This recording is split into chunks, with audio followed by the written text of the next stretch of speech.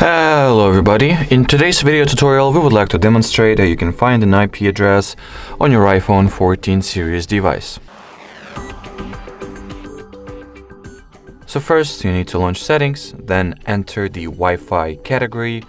In here, connect to the Wi-Fi that you would like to get an IP off.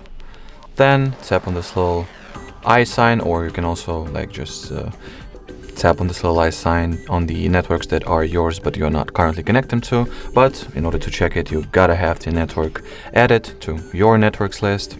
So just tap on this little I icon over here, lowercase I, and as you can see right over here, you'll be able to check the IP address. Alrighty, so that will be it for this video. Thank you so much for watching, and bye bye.